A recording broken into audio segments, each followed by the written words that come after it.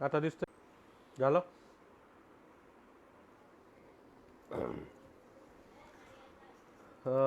नमस्कार मित्रांनो. आज दिसतोय. हॅलो रौंदड साहेब, दिसतोय? आवाज येत नाही.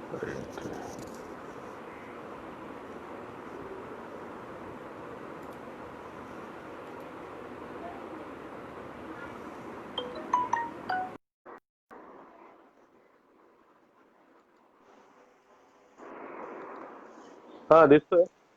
हा साहेब, नमस्कार. नमस्कार नमस्कार. नमस्कार नमस्कार. थोडासा आता डिले आलं? झालं. हो, आता व्यवस्थित. ठीक आहे, हरकत नाही. ओके.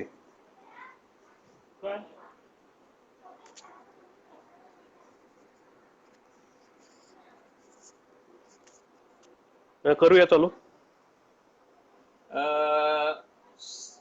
आपल्या लाईव्ह मध्ये आज महाराष्ट्र बिल्डर असोसिएशनचे अध्यक्ष श्री मधु पाटील साहेब, त्याचप्रमाणे श्री खानदेश रहिवासी संघ खारघरचे अध्यक्ष ते अध्यक्ष पण आहेत, आणि मधुराज बिल्डर्स ते सर्व. आज मधुराज बिल्डर्सच्या नावाने त्यांची नव्या मुंबईत चांगल्यापैकी प्रोजेक्ट चालू आहे, आणि त्या मार्गदर्शन करण्यासाठी हजर झालेले आहेत. थोडंसं डिले झालं, परंतु हरकत नाही. आपण त्यांचं मार्गदर्शन घेणं महत्वाचं आहे. साहेब, सुरुवात करूया आपण आता. ओके ओके, चालू करूया. नमस्कार. तर माझा पहिला प्रश्न हा आहे की आपलं साहेब मूळ मी गाव सुरू कुठलं? करतो. हॅलो साहेब, माझं गाव आहे बामणे, तालुका शिंदखेडा, जिल्हा धुळे जिल्ह्यातला आहे. आणि आपण मुंबईमध्ये कधी आला? हॅलो. हा, मी जवळपास मुंबईमध्ये 95 ला आलो साहेब. अच्छा. 1995 ला. आणि तुमचं म्हणजे बेसिक एज्युकेशन काय तुम्ही केलं होतं?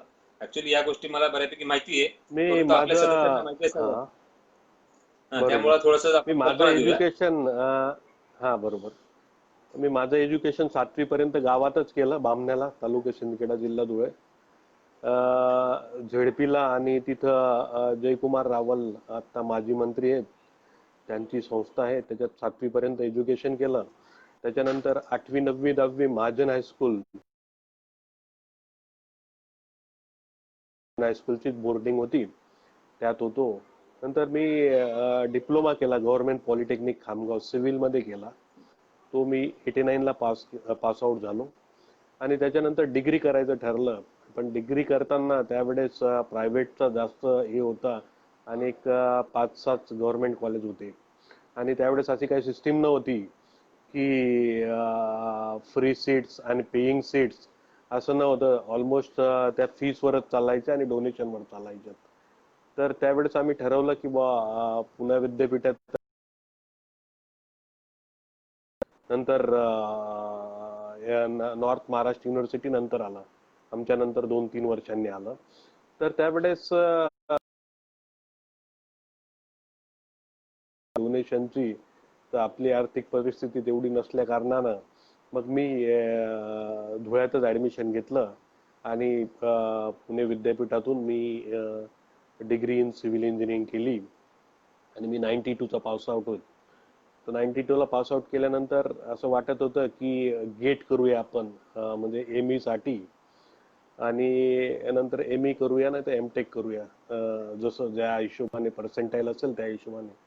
पण त्याच वेळेस एक विचार केला की गेट केलं तर आपण एक लेक्चररशिप करू, किंवा कुठेतरी माहित नाही तेवढा कोणी आपल्याला त्या पिरियडमध्ये गायडन्स करणारही नव्हते. तर आपल्याला जेवढं समजेल, त्या जेवढा विचार येईल, त्या हिशोबाने आपल्याला पुढे चालायचं होतं त्या पिरियडमध्ये. तर मी मग शेवटी असा विचार केला, 1 वर्ष गेट केलं. पण मी असा विचार केला नंतर की गेट करून आपल्याला जर प्रोफेसरशिपच करायची ना, आपल्याला त्याच्यात इंटरेस्ट नाही लेक्चरशिप मध्ये, तर आपल्याला सिव्हिल लाईनीतच साईटवरच कामं करायची आहेत, आणि जेणेकरून एक्झिक्युशनची वर्क जास्तीत जास्त होतील त्या हिशोबाने हा इंटरेस्ट होता माझा. मग मी ते सोडलं आणि तो विषय सोडून मी एक कॉन्ट्रॅक्ट मध्ये उतरलो, छोटे छोटे. मग धुळ्यात काय झेडपी, PWD, मग त्याच्यानंतर नाशिकमध्ये काही कामं केलीत, मग नंतर पुण्यात आलो. पण शेवटी असं वाटत होतं, शेवटी वडिलांनी म्हटलं की नाही नाही नाही सोड काय याच्यात, कारण तो पिरियड जो होता तो फार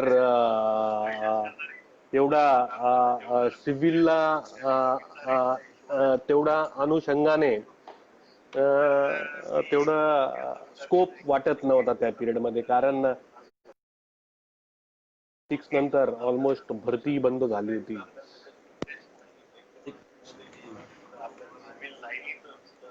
साईटवरच कामं करायची आणि जेणेकरून एक्झिक्युशनची वर्क जास्तीत जास्त होती.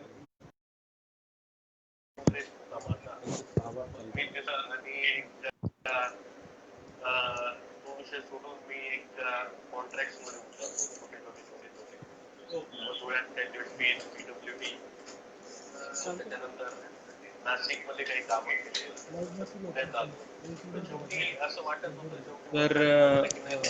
तर त्याच्यानंतर मी विचार केला की आपली इफिशियन्सी इथे युटिलाइज होत नाही, आपला तेवढा पॉलिटिकल इन्फ्लुअन्स नाहीये. कारण त्यावेळेस गव्हर्नमेंटमध्ये जरी कामं करायचे म्हटले तरी तो पिरियड असा होता की नवीन माणसाला एंट्री मिळत नव्हती तिथे त्यावेळेस.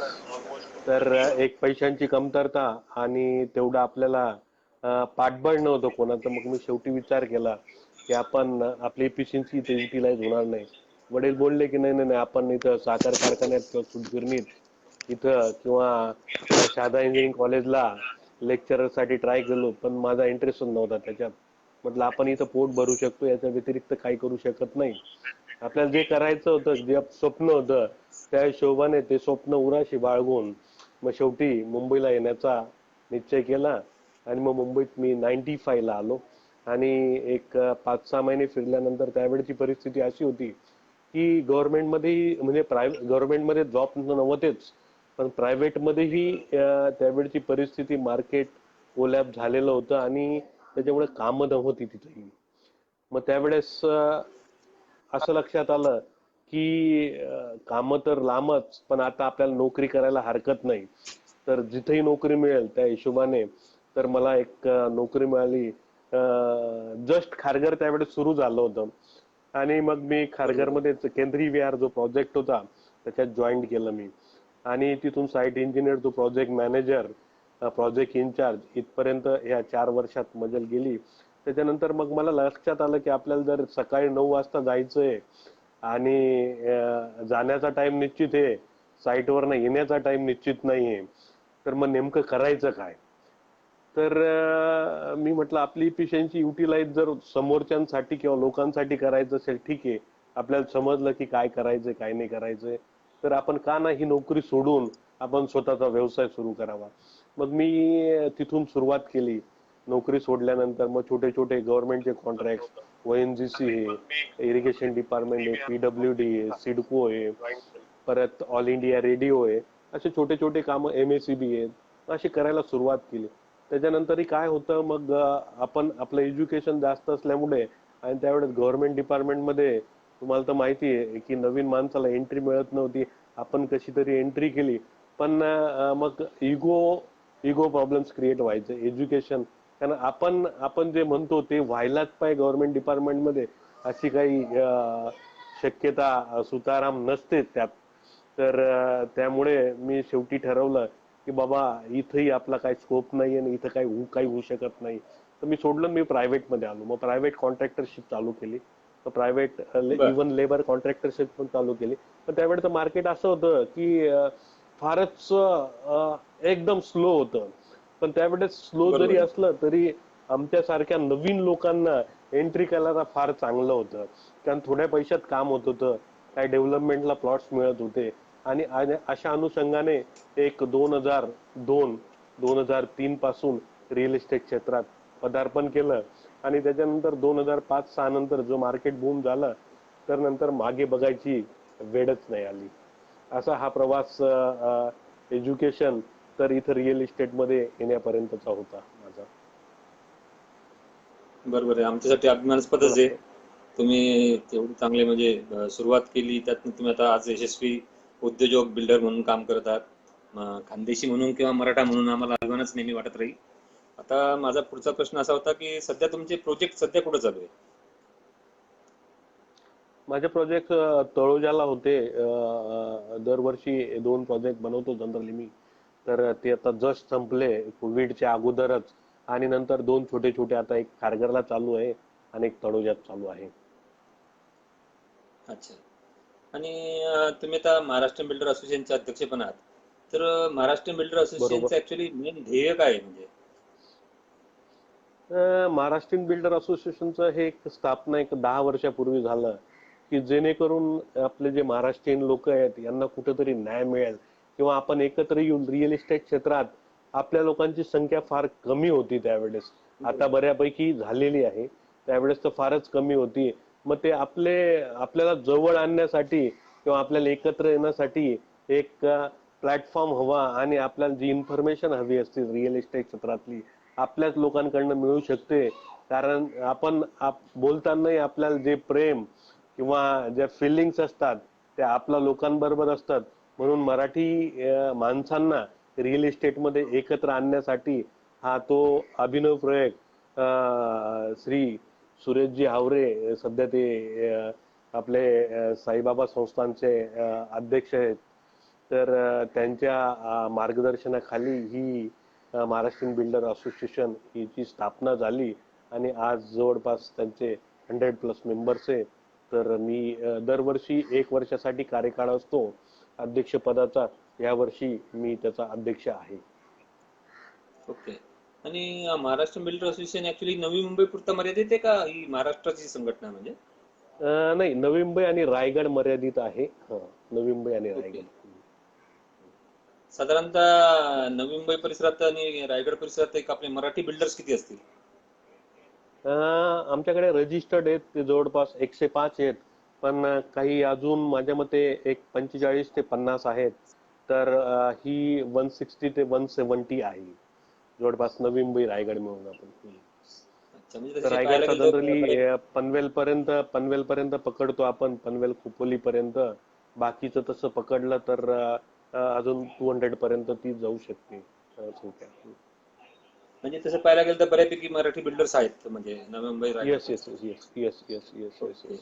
आता मध्यंतरी नैना आणि रेरा याच्यामुळे मला वाटतं रिअल इस्टेटला बऱ्यापैकी मंदी आलेली आहे असं मला वाटतं, माझं पर्सनल मत आहे. तर तुम्ही त्यात जरा डिटेलमध्ये बोलू शकता की त्याचा काय परिणाम झाला आणि भविष्यात काय आहे? नाही, रेरामुळे किंवा नैनामुळे मंदी नाही आली. मंदी ऑलरेडी होतीच त्यात. ओके. रेरा आल्यामुळे, रेरा ही चांगली गोष्ट आहे. ही चांगला बिझनेस करणाऱ्यांसाठी फारच चांगली गोष्ट आहे, जे रेग्युलर व्यवस्थित काम करतात. की काही बुलशिट्स होते या रिअल इस्टेटमध्ये, त्यांना नेमका रेरामुळे आळा बसला. काही चुकीची कामं करत होते ह्या लोकांना नेमकाच आळा बसला. पण जेव्हा एखादी गोष्ट नवीन इम्प्लिमेंट होते तेव्हा ते पर्टिक्युलर मार्केट स्लो होतं. त्याच वेळेस जीएसटी आला, रेरा आला, त्याच्या अगोदर नोटबंदी झाली. त्याच्यामुळे हे थोडस म्हणजे पहिलेच मंदी होती आणि त्याच्यात ह्या गोष्टी आल्यामुळे थोडस अजून म्हणजे व्यवसाय मंदावला. त्याचा फटका डायरेक्टली असा म्हणता येणार नाही, पण मंदावला व्यवसाय, यात काही शंका नाही. आता ह्या कोरोना पिरियडमुळे मला वाटतं जागतिक एक आर्थिक एक मंदी ऍड देखील करतो चिन्ह आहे. त्याच्यात, एक ऍड हो करतो हो. त्याच्यात. तुम्ही नैनाचं बोलले, नैनाला इनिशियली ऍक्च्युली आम्ही पूर्वीपासूनच त्याला त्यांनी जो प्लॅन केला होता, त्यांना आमचा थोडासा विरोध होता की जेणेकरून टाउन प्लॅनिंग स्कीम करा. की पण त्यावेळेचे एमडी जे होते संजय भाटिया, त्यांनी त्या गोष्टीला तेवढा दुजोरा दिला नाही आमचा. आणि शेवटी त्यांच्याही लक्षात आलं 3-4 वर्षानंतर की हे बल्कमध्ये पूर्ण एरिया डेव्हलप करणं शक्य होणार नाही. तर area wise town planning scheme करून डेव्हलप होईल. पण त्याला 3 ते 4 वर्ष गेले, आणि 3-4 वर्षानंतर आता टाउन प्लॅनिंग स्कीम आली. ती आता 2-3 वर्ष त्याच्यात चाललेत, अजून 1-2 वर्ष चालतील काम. आता त्याच्यामुळे तो जो पिरियड होता हा 5-6 वर्षाचा पिरियड, तर तो जो तिथं डेव्हलपमेंटला जो स्कोप होता तो स्कोप झाला नाही. पण भविष्यात त्याचं फ्युचर चांगलं असेल यात काही शंका नाही. अच्छा. आता या कोरोनामुळं मला असं वाटतं की जागतिक आर्थिक मंदी येण्याची चिन्ह खूप दाट दिसून राहिले. तर अशा वेळेस आपल्याला काय वाटतं की रिअल इस्टेटचं, कारण आता मेन आपला ऍक्च्युअली टायटलच हेच होतं की कोरोना नंतर रिअल इस्टेटचं आपल्याला काय वाटतं की भविष्य काय असेल? नाही, सध्या काय झालं, कोरोना येण्याच्या अगोदरच ह्या क्षेत्रात मंदीचं सावट होतं यात काही शंका नाही. पण आता बऱ्याचशा पॉलिसी, जीएसटी, नोटबंदी आणि रेरा हे आल्यामुळे ह्या 1-2 वर्षात त्या एस्टॅब्लिश झाल्या होत्या व्यवस्थित. आणि आता सुरुवात झाली होती चांगली, पिकअप येईल अशी अपेक्षा होती. पण त्यात कोविड आल्यामुळे परत तो जो रुळावरची गाडी होती ती अजून मंदावली, त्यात काही शंका नाही. तर ह्या मंदावल्यामुळे काय होणार आता, की जे चालू होते प्रोजेक्ट ते तर कम्प्लिटली बंद झाले. तुम्ही तर बघतच असाल चॅनल्सवर की मजुरांचे काय हाल झालेत, किंवा बंद झाल्यानंतर त्यांना आम्ही जवळपास आज 30 ते 40 दिवस आमच्या साईट्सवर, ज्या ज्या साईट्सवर जसे जसे होते त्यांना आम्ही अन्नधान्य किंवा मेडिसिन्स किंवा पगार पाणी हे पुरवलं. पण जेव्हा थोडंसं आता सुविधा उपलब्ध झाली त्यांना जाण्याची, तर त्यामुळे जेवढे थांबलेले होते बरेचसे पायी निघाले किंवा इल्लीगलही गेले बरेचसे लोक. पण आता ऑफिशियली त्यांनी नोंदणी करून ते बसने आणि ट्रेनने जाते. त्याच्यामुळे सगळीच कामगार मंडळी ही गेली. आणि आहेत, जेवढे आहेत त्यांच्यातही फिअर आहे. फार कमी संख्या आहे त्यांच्यातही फिअर आहे. तो फिअर निघायला कोविड गेल्यानंतरही 3-4 महिने लागतील अशी अपेक्षा आहे. आणि त्यातल्या त्यात आता पावसाळा सुरू होतोय, म्हणून हे 3-4 महिन्यानंतरच ही कामं परत रुळावर येतील असं वाटतं. अच्छा. दुसरं आता या कोरोनाच्या पिरियड मध्ये आता बरेचसे जे मजूर आहेत किंवा स्किल्ड लेबर किंवा अनस्किल्ड लेबर जे आहेत ते बरेचसे आता गावी निघालेले किंवा पोहोचत आहे किंवा पोहोचत आहेत. आणि आपल्याला असं वाटतं की जेव्हा या एवढ्या मोठ्या मुंबई महानगरात जास्तीत जास्त जे मजूर लोक आहेत किंवा बिल्डिंग क्षेत्रात जे काम करणारी मंडळी आहे, ती मला वाटतं युपी, बिहार, झारखंड, पश्चिम बंगाल इकडची मंडळी खूप आहे. मला असं वाटतं की मराठी माणसं त्यातल्या त्यात म्हणजे मी पण कॉन्ट्रॅक्टर मध्ये तर मला थोडीशी कमीच वाटतं. तर आपल्याला काय वाटतं की मराठी माणसं कमी आहेत का, नाही, खरी आणि आता गोष्ट आहे, पुढे मराठी खरी गोष्ट माणसं आहे. खूप काय? नाही, मुंबईत किंवा MMR रिजन तर मराठी माणसांचं बांधकाम व्यवसायात प्रमाण म्हणजे कामगार वर्ग मध्ये फारच कमी आहे, नाही म्हटलं तरी चालेल. तर ऑलमोस्ट ही इंडस्ट्री बऱ्यापैकी याच लोकांवर चालते यात काही शंका नाही. आणि याच्यात दुमतही नाही. पण हे लोक गेल्यामुळे काय झालं, की आज त्यांचेही त्यांना तिकडे हाल माहिती आहेत की तिथं काय होतंय. आपणही बघत असाल, व्हिडिओ क्लिप बघत असाल किंवा चॅनल्सवरही बघत असाल. तर एक आज भीती आहे, कारण प्रत्येकाला वाटत असतं की बा मी जरी मरणार असेल तरी मी माझ्या गावाला जाऊन मरेल. पण बरोबर. मला माझ्या फॅमिली पासून लांब राहून किंवा हे जी फिअर निर्माण होतो, तो फिअर जायला काही वेळ लागतो. त्याला कुटुंबासोबत काही दिवस घालवायला लागतील. आणि त्याच्यानंतर तोपर्यंत जर कोविड आटोक्यात आलं, त्याच्यानंतर त्याचा फिअर गेल्यानंतर तो 100% परत येईल. पण थोडासा वेळ तर लागेल यात काही शंका नाही. पण मग आता अशा वेळेस मराठी माणसाने या क्षेत्रात उडी मारली पाहिजे का? म्हणजे प्रत्येक गोष्टी अक्षरशः लेबर पासून, मिस्त्री पासून, प्लंबर पासून, आपल्याला काय वाटतं? 100% चान्सेस भरपूर आहेत याला. आणि स्कोप पण आहे. कारण कसं आहे, जेव्हा मंदी येते किंवा असं काही संकट येतं त्यावेळेस बऱ्याचशा गोष्टी तुम्हाला एक चांगल्या गोष्टी घेऊन येतात. की एक चांगली संधी, सुवर्ण संधी घेऊन येत असते. आणि त्या सुवर्ण संधीचा उपयोग प्रत्येकाने करावा असं मला वाटतं. सर थोडासा कॅमेरा तुम्ही ऍडजस्ट करा ना, जरा तुमचा चेहरा कट होतोय. थोडस कॅमेरा मागे घ्या, थोडस मागे. तुमचा चेहरा कट होतोय. नाही, डिस्टन्स जास्त ठेवा ओके. कॅमेऱ्यात आणि तुमच्यात. नाही नाही, तुमचा ओके. चेहरा पूर्ण कट होतोय. हा, आता बरोबर. थोडं अजून करा. तुमचा चेहरा कट होणार आहे.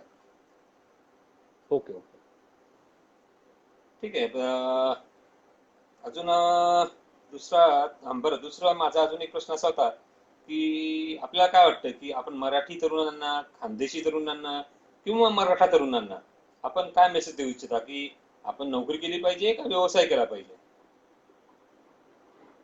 नाही, आता तर मला असं वाटतं, नोकरी तर कितपत, नोकऱ्या तर मिळतीलच. नोकरी आणि नोकरी नेहमीच मिळेल. तुम्ही वयाच्या 50-55 वर्षापर्यंत जर तुमची काम करायची तयारी असेल तर नोकरी नेहमीच मिळणार तुम्हाला. तुमची काम करायची तयारी, तर मुंबईत कामाची काही कमी नाही. पैसे कमवण्यासाठी फक्त तुम्हाला मेहनत करायची आवश्यकता आहे. तुमचं पोट तर भरणारच आहे. पण त्याच वेळेस तुम्ही जेव्हा तुमचं आयुष्य जगत असतात तेव्हा एक नोकरी, गव्हर्नमेंट जॉब असेल गोष्ट अलग आहे. पण गव्हर्नमेंट एक, माझ्या मते 13 ते 15% लोक गव्हर्नमेंट जॉब करतात. बाकी तर प्रायव्हेट क्षेत्रात आहेत. तर एक चान्स घ्यायला हरकत नाही आणि तो चान्स हा यावेळेस योग्य राहील असं मला वाटतं आणि तो घ्यायलाच पाहिजे. कारण याच्यावर मक्तेदारी बऱ्याच अंशी बाहेरच्या लोकांची होती, पण ती मक्तेदारी बऱ्यापैकी आता मोडीत निघालेली आहे आणि निघत आहे. अजूनही भविष्यात निघेल यात काही शंका नाही. त्याच्यामुळे ही सुवर्ण संधी आहे. तर व्यवसायात ठीक आहे, व्यवसायात 2-4-5-7 वर्ष तर लागणार तुम्हाला, कारण बऱ्याचशा अडचणी येणार. त्यातल्या त्यात आपली मानसिकता, आपण शेती व्यवसाय करत होतो त्याच्यामुळे आपली मानसिकता नेहमी होती एक शेती नाही तर आपल्याला नोकरी, दोनच गोष्टी होत्या. पण त्याच्या व्यतिरिक्त आपलं लक्ष इतर व्यवसायांवर गेलं नाही. पण जशी जशी काळाची गरज भासू लागली आणि जसं जसं आपल्याला वाटायला लागलं की बाबा, शेती करून तर मी बरेच दिवस शेती करतोय पण माझी प्रगती तेवढी नाही झाली, पण मी बाहेर बघतोय तर इतर लोक इतर व्यवसाय करून फार त्यांची प्रगती झाली. तर ते लक्षात घेऊन आज लोकांनी परत आपल्या नवीन किंवा नवीन व्यवसायात, आणि आता गव्हर्नमेंटही स्मॉल स्केल इंडस्ट्रीजला बऱ्यापैकी स्वदेशी विषय काही दिवसात येईलच यात काही शंका नाही. आताही पॅकेजमध्ये स्मॉल स्केल इंडस्ट्रीला चांगलाच त्यांनी भर दिली त्याच्यावर आणि त्याच्यावर चांगली मदत गव्हर्नमेंट करेल भविष्यात आणि जास्तीत जास्त स्कोप असेल यात काही शंका नाही. त्यामुळे त्या अनुषंगाने आजच त्या गोष्टीकडे विचार करण्याची गरज आहे आणि त्याच्यात उडी घेण्याची गरज आहे. ठीक आहे, 2-4 वर्ष जातील, 2-4-5 वर्ष, पण त्यात काही शंका नाही. पण त्याच्यानंतरचं जे आयुष्य असेल ते खरोखर सुंदर आणि चांगलं व्यवस्थित असेल असं मला वाटतं. अच्छा, आता आपल्याला सर्वांना माहिती की देशाची आर्थिक राजधानी मुंबई आहे. आज मुंबईमध्ये जर मग कुठल्याही माणसाने जर मेहनत केली, मेहनत करण्याची तयारी ठेवली तर तो इथे उपाशी राहू शकत नाही आणि त्याने जर खूप चांगली मेहनत केली तर खूप मोठा होऊ शकतो. परंतु आता अशा वेळेस बरोबर. जर एखाद्याला वाटतंय की आपण गावाकडं, तालुक्याला, जिल्ह्याला काही काम करावं, तर आपल्याला काय वाटतं तिकडे संधी उपलब्ध आहेत का? तिथं पण काही प्रयत्न केला पाहिजे का मुंबईच आपण कॉन्सन्ट्रेट केली पाहिजे? नाही, आता कोविड नंतर एक गोष्ट लक्षात येईल की थोडस लोक, म्हणजे डिसेंट्रलायझेशन आपण ज्याला म्हणतो, की मेट्रो सिटीज मध्ये थोडासा लोकांचा ओघ कमी होईल आणि लोक म्हणतील की बुवा आपण ज्या एरियात आहेत ना तिथं जवळपास जर असेल बरोबर. तर फार आनंदाची गोष्ट आहे. त्यातच प्रयत्न करतील आणि भविष्यात त्या संधी इवन गव्हर्नमेंट पण उपलब्ध करून देईल किंवा त्या अनुषंगाने प्लॅनिंग करतंय गव्हर्नमेंट, की जसा दिल्ली मुंबई इंडस्ट्रियल कॉरिडॉर आहे, DMIC ज्याला आपण म्हणतो, तर तो जो आहे तो जो बनल्यानंतर त्याच्या आजूबाजूला एक 100-100, 200 किलोमीटरवर एक स्मार्ट सिटीज किंवा इंडस्ट्रियलायझेशन होणार आहे.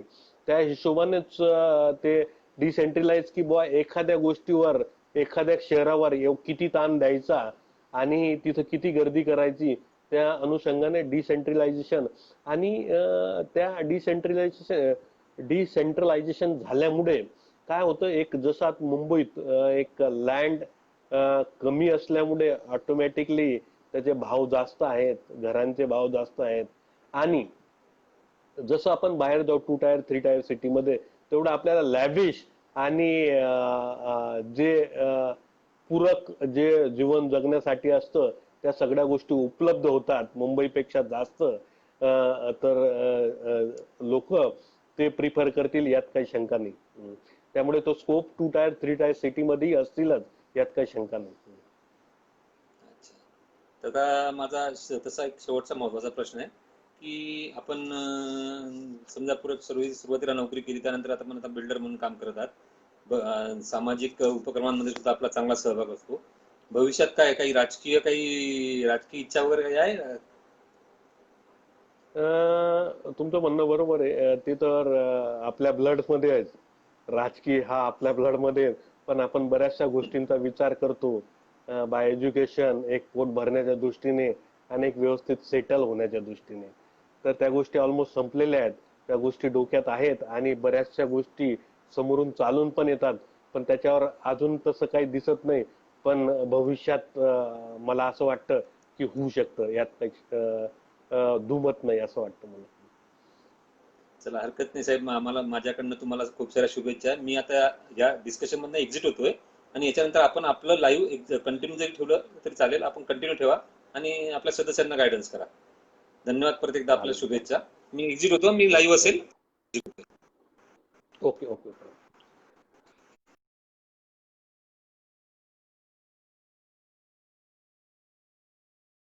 युजली आता रौंदळे साहेबांबरोबर होतो डिस्कशन मध्ये, पण आता इंडिव्हिज्युअली मी सुरुवात करतो.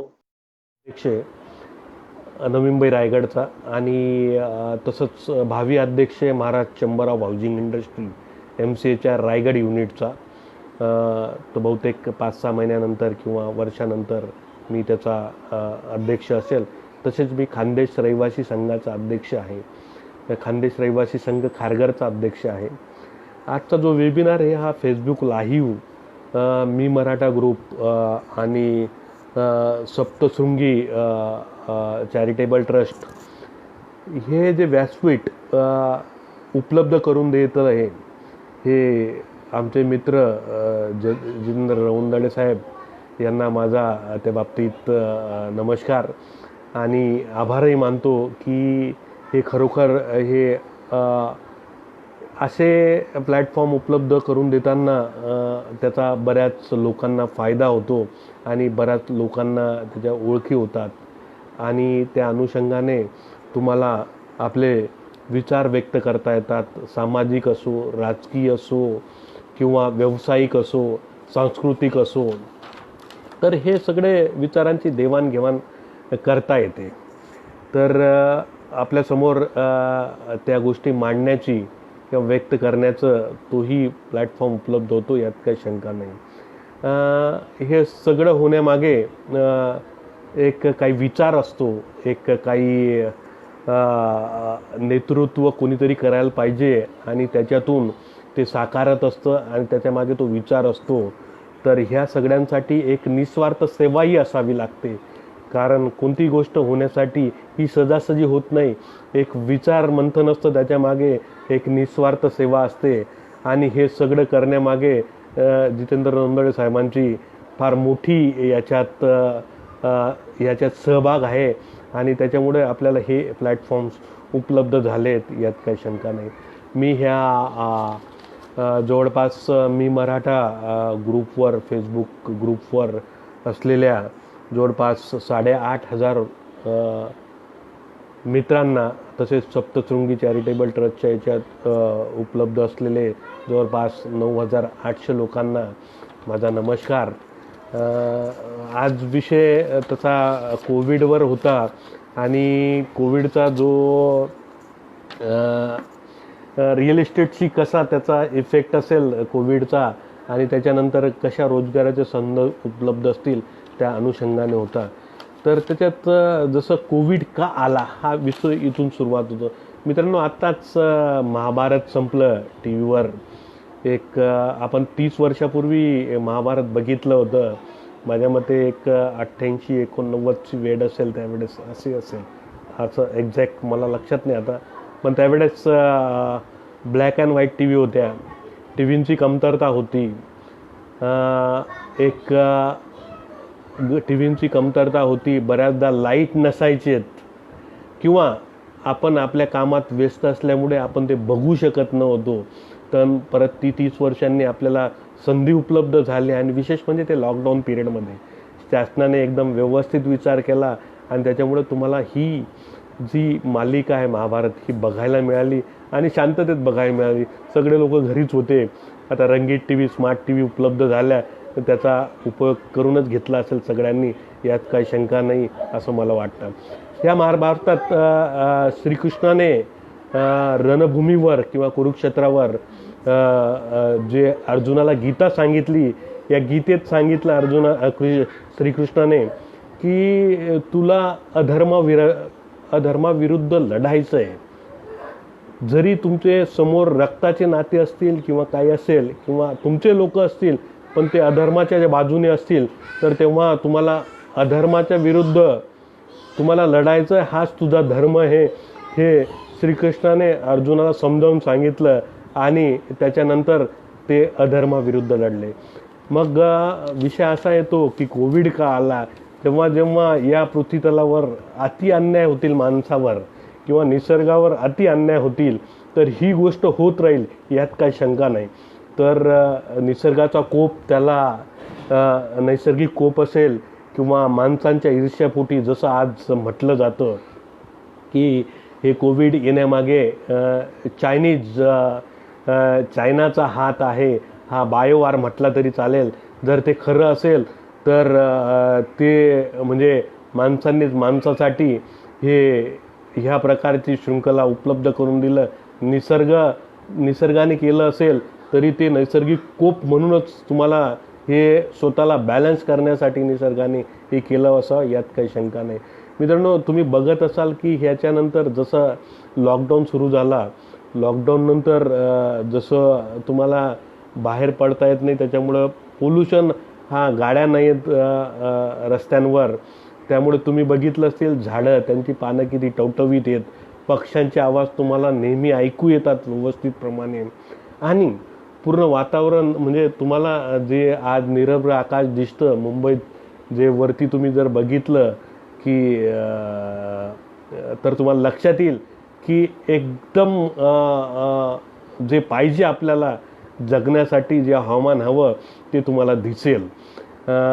जसं की याच्यामुळे काय झालं, एक पोल्युशन फ्री झालं आणि एक नद्या, नाले असतील किंवा समुद्र असेल, याच्यातही बऱ्यापैकी प्रदूषणाची पातळी बऱ्यापैकी खाली गेली प्रदूषणाची, यात काही शंका नाही. जसं सरकारने गंगा नदी साफ करण्यासाठी मल्टी-करोड रुपये खर्च केलेत, पण तेवढी साफ झाली नाही. पण ह्या 60 दिवसात निश्चितच बऱ्यापैकी साफ झाली गंगा नदी, यात काही शंका नाही. म्हणून जेव्हा जेव्हा ह्या गोष्टी होतील, तर निसर्ग आपला बॅलन्स करण्यासाठी ह्या गोष्टी होतच राहतील आणि याच्यासाठी आपल्याला भविष्यात तयार असावं लागेल असं मला वाटतं. आता कोविड येण्याच्या अगोदर मी आत्ताच बोललो की बांधकाम व्यवसायात मंदी होतीच, आणि मंदी होती, मोठ्या घरांची मागणी कमी झाली होती, छोट्या घरांची मागणी होती. त्यातल्या त्यात जे गरजू लोक पुढे येत होते की इन्व्हेस्टमेंट म्हणून विशेष वर्ग पुढे येत नव्हता, यात काही शंका नाही. ही कोविडच्या अगोदर होती आणि कोविड आल्यानंतर तर आता कम्प्लिटली थांबलेलंच आहे. सगळ्या साईट्स बंद आहेत, लेबर अभावी किंवा सगळी कामगार मंडळी बाहेर गेली त्यांच्या गावाला, त्याच्यामुळेच हे सगळं बंद झालं आहे. आणि बंद झाल्यामुळे एक पैशांची देवाणघेवाण थांबली, एक बँकांचे EMI थांबले.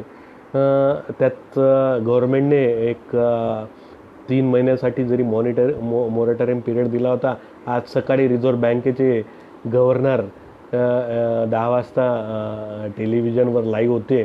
त्यांनी परत तो 3 महिन्याचा 6 महिने केला मॉनिटरिंग पिरियड, की 6 महिन्यापर्यंत तुम्ही तुमचे इन्स्टॉलमेंट नाही भरले तरी चालतील. पैसे असतील तर भरा, नसतील तर 6 महिन्यांनी भरले तरी चालतील.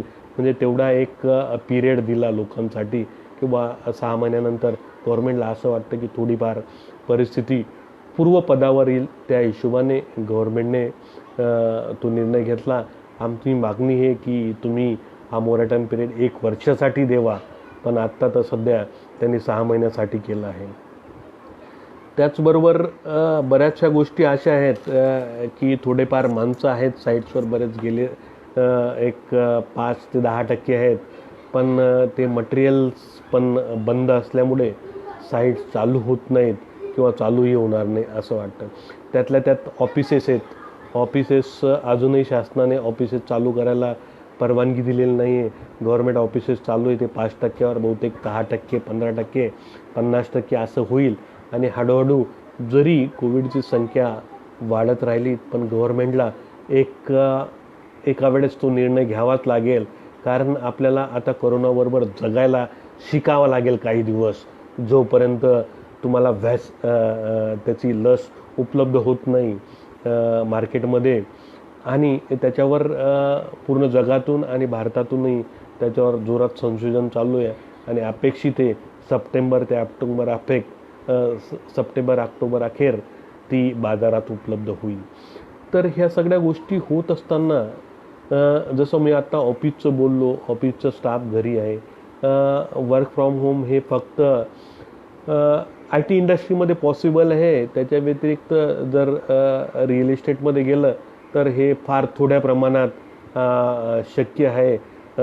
त्यामुळे रिअल इस्टेटचा त्या वर्क फ्रॉम होमची एवढा फरक पडणार नाही त्याच्यावर. तर स्टाफचा विषय येतो. जेव्हा स्टाफचा जे आपल्याकडे आम्ही मार्चचा पगार केला, एप्रिलचा पगार केला, आता मेचा पगार करणार किंवा नाही करणार हे आम्हालाही माहीत नाही आता काय होईल पुढे. पण त्याच वेळेस हे लक्षात येतं की आपल्याकडे बऱ्याच वर्षापासून लोक कामाला आहेत आणि काम करत आहेत. ते आपल्यासाठी काम करत आहेत. त्यांचे कुटुंब आपण एवढ्या वर्षापासून आपण जॉब दिल्यामुळे त्यांची फॅमिली रन होते. तर त्या गोष्टी लक्षात ठेवून तर कमीत कमी त्यांचं घर चालेल एवढा पैसा पाणी तर आम्हाला उपलब्ध करून देणं हे भाग असेल, यात काही शंका नाही. तसेच हे किती दिवस चालेल सांगता येत नाही, पण अपेक्षित हे जूनपर्यंत आटोपायला पाहिजे. 1 जूनमध्ये एक पीक पिरियड येईल आणि माझ्या मते जुलैमध्ये हे थांबायला पाहिजे. तर या जुलैमध्ये थांबलं तर त्याच्यानंतरची परिस्थिती कशी असेल त्याविषयी मी थोडंसं तुम्हाला सांगतो. समजा जूनपर्यंत जरी आटोपलं तरी गेल्यानंतर त्याच्यानंतर पावसाळा असेल आता, तर पावसाळ्यानंतर 2 ते 3 महिने लोक परत येणार नाहीत कामावर किंवा कामगार परत येणार नाहीत तर पावसाळ्यामुळे. त्याच्यामुळे हे 3 ते 4 महिने याचा इफेक्ट असेल. आणि ते त्याच्यानंतर त्यांचा तो फिअर जाईल कोविड गेल्यानंतर. त्यानंतरच लोक रिटर्न येतील कामावर असं एकंदरीत चित्र दिसतं. आणि समजा कामे जरी चालू करायची असेल तर फंड्सची गरज पडेल आम्हाला. तर त्या फंड्ससाठी आम्ही शासनाला किंवा RBIला ही पत्र दिलेली आहेत की जर आम्हाला वर्किंग कॅपिटल उपलब्ध करून दिली, जसं तुम्ही SMEंना करणार आहेत तसं, तर बरं होईल. जेणेकरून साईट चालू होतील इनिशियली आणि साईट चालू झाले तर रोजगार निर्मिती होईल. आणि त्या अनुषंगाने एक डेव्हलपमेंटला एक मोठा वाव निर्माण होईल आणि त्याच्यातून टॅक्सेस पण गव्हर्मेंटला येतील आणि गव्हर्मेंटही रन व्यवस्थित होईल. त्याचबरोबर लगेच हे कामं जरी चालू केली तरी फ्लॅट्स बुकिंग होणार नाहीत, ह्यात असं वाटतं आहे आम्हाला. कारण जोपर्यंत आजची प्रायोरिटी लोकांची थोडी चेंज झाली आहेत. पुढच्या महिन्यात स्कूल उघडणार आहेत. स्कूल किती वेळाने उघडतील, कशा उघडतील आजही काही सांगता येत नाही. कारण MMR रिजनमध्ये, आपल्या मुंबई मेट्रोपॉलिटन रिजनमध्ये तर मला वाटतं थोडासा उशीर लागेल, यात काही शंका नाही. पण प्रायोरिटी लोकांना मुलांचे ॲडमिशन्स आहेत, त्यांच्यासाठी फीस आहेत. परत असलेला जी पुंजी असेल लोकांकडे, तर आज जोपर्यंत कोविड पूर्णपणे जात नाही आणि त्याच्यातून फिअरमधून ते बाहेर येत नाही तोपर्यंत प्रॉपर्टी घेणं किंवा हा विचार तितपत येणार नाही असं वाटतं. पण आम्ही शासनाला सांगितलं आहे की असं काही करा की जेणेकरून लोकांनाही असं वाटेल की आता हरकत नाही की आपण पुढे जायला. आणि ते सुरू झालं, एक चक्र सुरू झालं तर पैसाही खेळता होईल आणि व्यवस्थित मार्केट चालू होईल असं वाटतं. त्यात अजून दुसरं एक म्हणायचं की हे क्षेत्र आम्ही शासनाकडे जेव्हा पत्रव्यवहार करतो त्यावेळेस आमचं नेहमी हे म्हणणं असतं शासनाकडे की ह्या देशात नंबर एकचं क्षेत्र एम्प्लॉयमेंट क्रिएट करण्यासाठी किंवा रोजगार देण्यासाठी हे शेती क्षेत्र आहे. दुसरं क्षेत्र हे जरी बांधकाम व्यवसाय अनऑर्गनाईज असलं तरी हे देशातलं दुसरं एम्प्लॉयमेंट जनरेशनचं ठिकाण आहे की याच्यात जास्तीत जास्त एम्प्लॉयमेंट जनरेट होतं. पण कसं आहे, ते अनऑर्गनाईज असल्यामुळे, त्याला इंडस्ट्रियल स्टेटस नसल्यामुळे त्याच्यावर एवढा शासन विचार करत नाही. पण भविष्यात त्याच्यावर विचार होईल यात काही शंका नाही असं मला वाटतं.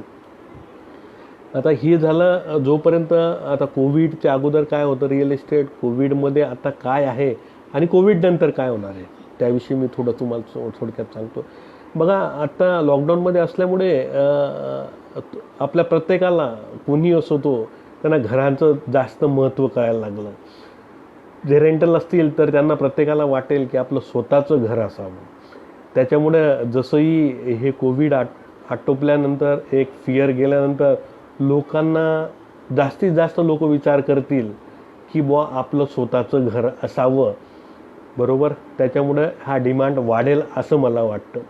दुसरी गोष्ट, आज जी माझी रिक्वायरमेंट होती मी त्याच्यापेक्षा अजून थोडंसं मोठं घर घेण्याचा प्रयत्न करेल. कारण प्रत्येकाला असं वाटेल की घरात एक छोटंसं ऑफिस असलं पाहिजे, वर्क फ्रॉम होम करायचं असेल किंवा जी सिस्टीम आपण बघतो आहे त्या अनुषंगाने असं मला वाटतं की थोड्या मोठ्या घरांची डिमांड वाढेल यात काही शंका नाही. तिसरी गोष्ट, जसं मुंबईत झोपडपट्टी आहेत तर झोपडपट्टीत डेन्सली पॉप्युलेटेड एरिया असतं, डेन्सिटी जास्त असते त्या एरियाची, पॉप्युलेशनची. तर तिथं त्यामुळे ह्या कोविडमुळे एक लोकांच्या मानसिक याच्यात बदल होईल की प्रत्येकाला असं वाटेल की एक सुटसुटीत असावं, जिथं हवा खेळती असावी, प्रकाश यावा आणि थोडी संख्या कमी असावी आणि सुटसुटीत असावं. त्यामुळे त्या अनुषंगाने लांब का असेना पण आपलं स्वतःचं घर एक व्यवस्थित असावं या अनुषंगाने जास्तीत जास्त मानसिकता लोकांची तयार होईल आणि परत त्या अनुषंगाने घर घेण्यासाठी डिमांड वाढेल असं मला वाटतं. त्याच वेळेस आम्ही शासनाकडे नेहमी आता तरी एक डिमांड केलेली आहे, जे अफोर्डेबल हाऊस आहेत तुम्ही याच्यात जास्तीत जास्त स्टॅम्प ड्युटी कमी करा. 1% केली तर वेल अँड गुड. दुसरी गोष्ट, GST फ्री करा छोट्या घरांवर, जेणेकरून त्या लोकांना ते जे आज भाडं भरतायत त्या भाड्यांमध्ये त्यांचा EMI जाऊन स्वतःचं घर होईल अशी अपेक्षा आम्ही सरकारकडे व्यक्त केलेली आहे. आणि त्याच्यावर ठीक आहे कितपत, कारण सरकारलाही सरकार चालवायचं आहे, त्यांनाही फंड्स लागतो, त्यांनाही टॅक्सेस लागतात, कितपत त्याच्यावर विचार होऊन ते कितपत करतील. पण डिमांड तर हा असेल यात काही शंका नाही. तसेच यापुढे लोक घरापासून जॉब हा आपल्या जवळ असला पाहिजे याला जास्ती पसंती देतील. तसंच IT इंडस्ट्रीमध्ये वर्क फ्रॉम होम 75%, काही TCSने तर म्हटलं आहे की 75% आमचा स्टाफ वर्क फ्रॉम होम करेल. आणि इतर इंडस्ट्रीमध्ये जे यांना शक्य आहे तेही वर्क फ्रॉम होममध्ये जातील. त्यामुळे घरांचा परत डिमांड असेल यात काही शंका नाही. तसेच बरेचसे लोक या 5-7 वर्षात जे फॉरेनमध्ये गेलेत पण झालं काय, ह्या कोविडमुळे प्रत्येकाच्या मानसिकतेत थोडा बदल झाला आहे आणि बऱ्यापैकी बदल झाला आहे, थोडा नाही असं म्हणता येणार नाही. तर ते 5-7 वर्ष ते परत म्हणतील की बाबा आता आपल्याला आपल्या देशातच बरोबर आहे आणि आपल्याला तिथंच राहायला हरकत नाही. तिथं जे बी काही क्रिएशन्स होईल किंवा जे बी काही जॉब्स मिळतील त्या अनुषंगाने आपलं स्वतःचं घर तिथं व्यवस्थित असावं, ही त्या हिशोबाने परत याची डिमांड आता सुरू झालेली, ऑनलाईनही सुरू झालेली. मोठ्या मोठ्या जे प्रोजेक्ट्स आहेत कॉर्पोरेट लेवलचे त्यांच्यात त्या डिमांड्स सुरू झालेल्या आहे आणि बऱ्यापैकी त्यांनी या 2 महिन्यात व्यवसाय पण केलेला आहे. तसेच कोविडमुळे चायनामध्ये ज्या बी कंपन्या इतर देशांच्या वर्क करत होत्या त्या बऱ्याचशा शिफ्ट होण्याच्या मार्गावर आहेत. त्याच्यात काही इंडोनेशिया, बालीमध्ये जात आहेत, काही व्हिएतनाममध्ये जात आहेत आणि बऱ्याचशा कंपन्या इंडियामध्ये येणार आहेत. इंडियामध्ये येण्याचं कारण की त्यांना एम्प्लॉयमेंट भरपूर उपलब्ध होईल. रोजगार करण्यासाठी लोक त्यांना इंडियामध्ये उपलब्ध होते, कारण हा 130 करोड जनतेचा देश आहे. याच्यात जवळपास 65% लोक हे बिलो 35 टू 40 आहेत. 35 ते 40च्या खालचे लोक आहेत 65% लोक. त्यामुळे त्यांना हे योग्य ते प्लॅटफॉर्म उपलब्ध होईल. पण त्याच वेळेस शासनाला एक जसं हे असतं की गव्हर्मेंट स्टेबल असावं. दुसरी गोष्ट इज ऑफ डुईंग बिझनेस, की जेणेकरून एक खिडकी योजना किंवा जे बी प्रोसिजर्स आहेत त्या फास्ट असाव्यात आणि लवकर व्हाव्यात. या हिशोबाने त्यांना हे करून द्यावं लागेल. ते गव्हर्मेंट लेवललाही माझ्यामध्ये चालू आहे आणि ते होईल अशी अपेक्षा व्यक्त करतो. आणि त्या इंडस्ट्रीज आल्यामुळे एम्प्लॉयमेंटही जनरेट होईल आणि परत बांधकामाला स्कोप असेल आणि घरांची मागणीही बऱ्यापैकी असेल, यात काही शंका नाही. त्याचबरोबर शासन आता SME म्हणजे आपण लघु आणि मध्यम उद्योग म्हणतो, यांना बऱ्यापैकी संजीवनी देण्याचं काम करतं आहे. आणि त्यातल्या त्यात स्वदेशी हा जो विषय स्वदेशी परत आलेला आहे आणि तो होईल. मेक इन इंडिया, की जास्तीत जास्त प्रोडक्शन आपल्याच देशात आणि आत्मनिर्भरता या विषयावर येऊन ठेपलेला आहे. तर त्या हिशोबानेही बरेचसे SMEज म्हणजे स्मॉल स्केल इंडस्ट्रीज या रन होतील आणि जास्तीत जास्त एम्प्लॉयमेंट जनरेट होईल आणि जास्तीत जास्त घरांची निर्मिती करावी लागेल आणि त्याची मागणी असेल असं मला वाटतं.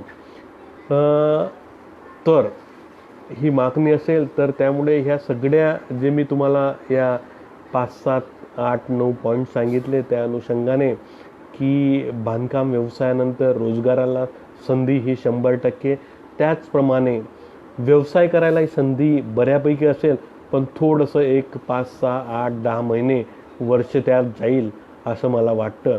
पण 1 वर्ष ते 2 वर्षानंतर ही गाडी रुळावर येईल आणि चांगला स्कोप असेल, यात काही शंका नाही. आता त्याच्यात बरीचशी एक कोविडनंतरचा जो विषय हा बांधकाम क्षेत्राशी रिलेटेड मी पर्सनल विषय म्हणतो की एक लोक जसं आपण म्हणतो की हेल्थ कॉन्शियसनेस जो आपण म्हणतो तो लोकांमध्ये येईल आणि जास्तीत जास्त आज जी इम्युन सिस्टीम आहे पूर्ण जगाच्या इम्युन सिस्टीमपेक्षा इंडियाची इम्युन सिस्टीम ही लोकांची फार स्ट्रॉंग आहे, यात काही शंका नाही. हे बघतायत, कारण बाहेर बऱ्याचशा लोकांनी म्हणजे बऱ्याच जर्नलिस्टने असं भाकीत केलं होतं की इंडियात अशी वेळ येईल की प्रेत उचलायलाही माणसं नसतील, हे भाकीत केलं होतं. आणि महामारीमुळेही म्हणजे भूकमारीमुळे बरेच लोक मृत्यू पावतील असे भाकीत केलं होतं. पण मी तुम्हाला सांगू इच्छितो की इम्युन सिस्टीमने हे दाखवून दिलं आहे की हे जे म्हणतात हे चुकीचं आहे आणि असं होणार नाही आपल्या देशात. ही पहिली गोष्ट. दुसरी गोष्ट, ते भूकमारीमुळे आत्ताच देशात जेवढी तुम्हाला रिक्वायरमेंट आहे त्याच्या जवळपास 2.5 पटीने आपल्याकडे खाद्य सामुग्री उपलब्ध आहे. त्यामुळे त्यातही काही शंका नाही. तर यापुढे जास्तीत जास्त हेल्थ कॉन्शियस त्या हिशोबाने लोक असतील आणि लोकांच्या मानसिकतेत बदल झालेला आहे आणि यापुढेही तो कंटिन्यू राहील असं मला वाटतं.